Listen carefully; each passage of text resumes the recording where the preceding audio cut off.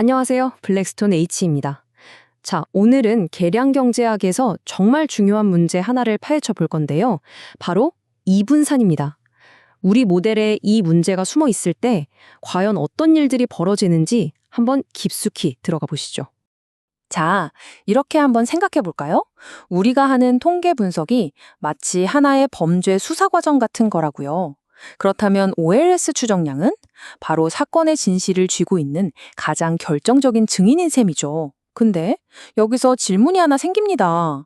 과연 우리는 이 가장 중요한 증인의 말을 항상 고지고대로 믿어도 괜찮을까요? 좋습니다. 그럼 먼저 모든 게 완벽한 세상에서부터 한번 시작해 보죠.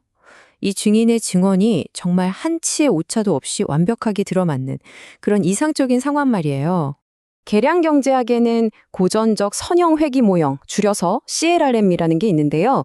이 가정들이 모두 충족되는 완벽한 세상에서는요, 우리 증인 OLS가 블루라는 아주 멋진 칭호를 얻게 됩니다. 이게 뭐냐면 최우수 선형 불편 추정량이라는 건데 말이 좀 어렵죠. 쉽게 말해서 우리가 얻을 수 있는 가장 정확하고 또 편향되지 않은 그야말로 최고의 증언이다 이런 뜻입니다. 그 완벽한 조건 중 하나가 바로 이 동분산성입니다. 자, 여기 왼쪽 그래프 A 한번 보실까요? 점들이 회기선 주변에 아주 가지런하게 일정한 폭으로 쫙 퍼져 있죠. 굉장히 안정적으로 보이잖아요. 이게 바로 오차의 분산이 일정하다는 뜻이고 우리 증인의 증언이 언제나 일관되게 아주 믿을 만하다는 걸 시각적으로 보여주는 겁니다. 자, 그런데 이 완벽했던 세상에 슬슬 금이 가기 시작합니다. 바로 우리 증인의 증언이 흔들리기 시작하는 거죠. 이번엔 오른쪽 그래프 B를 한번 보세요. 왼쪽이랑은 분위기가 확 다르죠. X값이 오른쪽으로 갈수록, 즉 커질수록 점들이 회기선에서 막 멀어지면서 마치 나팔 모양처럼 쫙 퍼져나가잖아요. 이게 바로 이 분산성, 오차의 분산이 일정하지 않고 점점 커지는 상황입니다.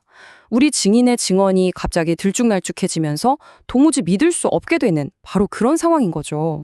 이걸 조금 더 전문적으로 정의하면 이 분산성이란 오차 항의 분산이 모든 관측치에 걸쳐서 일정하지 않은 상황을 말합니다. 네, 바로 이게 오늘 우리가 집중적으로 수사할 사건의 핵심입니다. 자, 그럼 증언이 이렇게 흔들리기 시작할 때 우리가 그토록 믿었던 증인, 이 OLS 추정량에게는 도대체 무슨 일이 벌어지는 걸까요? 지금부터 본격적으로 파헤쳐 보겠습니다. 아마 지금 많은 분들이 딱 이렇게 궁금해하실 거예요. 교수님, 그래서 이 분산이 있으면 대체 OLS 추정량이 어떻게 되는 건가요? 네, 아주 좋은 질문입니다. 지금부터 그 답을 하나씩 찾아가 보죠. 자, 일단 좋은 소식부터 말씀드릴게요. 놀랍게도요, 이 분산이라는 문제가 생겨도 OLS 추정량은 여전히 두 가지 중요한 성질을 유지합니다. 바로 선형이라는 것과 불편하다는 거예요. 특히 이 불편하다는 게 중요한데 이게 무슨 뜻이냐면 평균적으로는 진실을 말한다는 겁니다. 그러니까 우리 증인이 가끔 좀 횡설수설해도 증언을 여러 번 들어서 평균을 내보면 결국엔 맞는 말을 하고 있다는 거죠. 바로 이 지점에서 이런 질문이 나올 수 있죠. 교수님, 평균적으로 맞으면 된 거 아닌가요? 그게 뭐가 그렇게 큰 문제예요? 네, 정말 날카로운 질문인데요. 하지만 진짜 심각한 문제는 지금부터입니다. 결정적인 문제는 바로 이겁니다. OLS는 더 이상 최우수, 즉 베스트가 아니게 됩니다. 우리가 아까 말했던 그 영예로운 칭호, 블루에서 가장 중요한 B를 잃어버리는 거예요. 자, 양궁 선수로 비유하면 이게 확 와닿습니다. 동분산, 즉 완벽한 상황에서는 우리 선수가 쏘는 족족 10점, 10점, 10점. 관역 중앙에 정확히 꽂히는 거죠. 이걸 최소분산이라고 합니다. 그런데 이분산 상황이 되면 어떻게 될까요? 선수가 여전히 관역 중앙을 향해 쏘기는 해요. 그래서 화살들의 평균 위치는 10점 근처예요. 하지만 어떤 화살은 7점, 어떤 건 5점, 또 어떤 건 8점, 이렇게 사방팔방으로 흩어지는 겁니다. 평균은 맞지만 불편성, 개별 화살 하나하나의 정확도, 효율성은 엉망이 된 거죠. 이제 어떤 화살 한 발도 믿을 수가 없게 되는 겁니다. 그런데요, 단순히 효율성이 떨어지는 것보다 훨씬 더 위험하고 어떻게 보면 더 교활한 문제가 숨어 있습니다.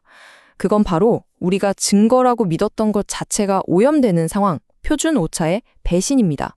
이게 이분산이 가진 가장 치명적인 문제입니다. 우리가 추정 결과가 얼마나 믿을 만한지 판단하기 위해서 쓰는 도구가 있잖아요. 바로 분산과 표준 오차. 그런데 이 분산이 있으면 이 분산과 표준 오차를 계산하는 공식 자체가 그냥 완전히 망가져 버립니다. 마치 눈금이 제멋대로인 자를 가지고 길이를 재는 것과 똑같은 거예요. 뭘 재든 엉터리 값이 나오겠죠. 그리고 이 문제는 여기서 그치지 않고 끔찍한 도미노 효과를 일으킵니다. 자, 생각해 보세요. 표준 오차라는 기본 측정 도구가 망가졌어요.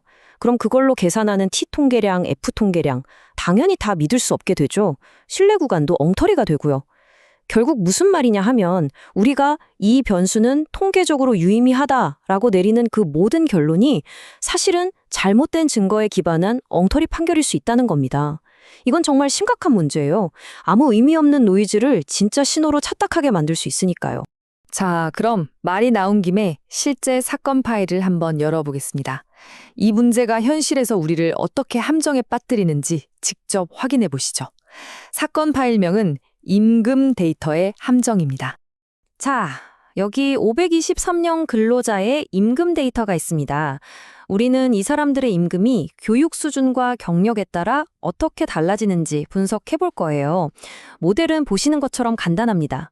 그런데 여기서 잠깐, 보통 이런 임금 데이터는요, 이분산이 나타나기 아주 쉬운 전형적인 용의선상에 오르는 데이터입니다.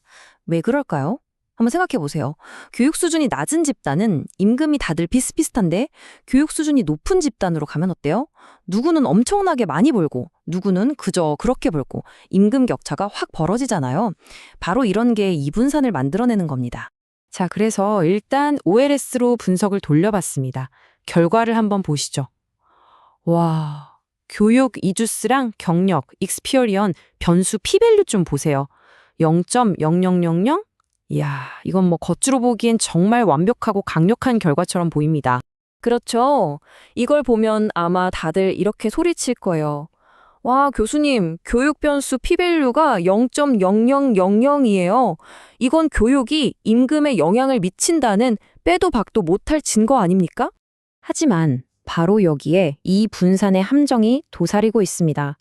만약 우리가 의심하는 대로 이 데이터에 이 분산이 정말 존재한다면 지금 우리가 보고 있는 저 멋진 T통계량과 저 완벽해 보이는 P밸류는 사실은 전부 잘못 계산된 신뢰할 수 없는 숫자일 가능성이 높습니다. 우리가 빼도 박도 못할 증거라고 믿었던 것이 사실은 부실한 기초 위에 세워진 신기루에 불과할 수 있다는 거죠. 일종의 통계적 착시 현상인 셈입니다. 자, 그럼 이제 정리를 해볼 시간입니다. 우리의 믿음직스럽지 못한 증인, OLS에 대한 최종 판결을 내려보죠. 이분산이 있을 때 어떤 일이 벌어지는지 최종 판결을 3가지로 요약해 드릴게요. 첫째, OLS는 평균적으로는 진실을 말하지만 불편성, 최고의 증인은 아닙니다. 비효율성, 즉 더 이상 BL 유유가 아니라는 거죠. 둘째, 우리의 측정 도구인 표준오차 계산이 완전히 엉망이 됩니다. 그리고 마지막 셋째, 그 결과 우리가 내리는 모든 가설검정 결과를 믿을 수 없게 됩니다. 자, 오늘 우리는 증인의 증언을 믿을 수 없을 때 어떤 끔찍한 결과가 벌어지는지 똑똑히 봤습니다. 그럼 이제 정말 중요한 질문이 남았죠. 좋아요, 위험한 건 알겠는데 그래서 내 증인이 정말 믿을 만한지 아닌지, 즉 내 데이터에 이분산이 있는지 없는지를 대체 어떻게 알 수 있냐고요. 바로 이 질문이 우리의 다음 수사 과제가 될 겁니다. 다음 시간에는 이분산 탐지법에 대해 함께 알아보겠습니다.